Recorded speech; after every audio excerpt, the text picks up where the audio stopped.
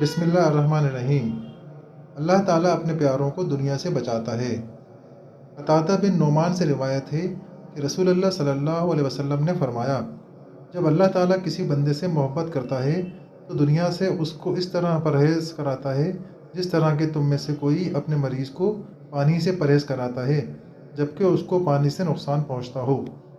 تشریح: جیسا کہ اوپر بتایا جا چکا ہے، دنیا دراصل وہی ہے جو اللہ سے غافل کرے اور جس میں مشغول ہونے سے آخرت کا راستہ کھوتا ہو۔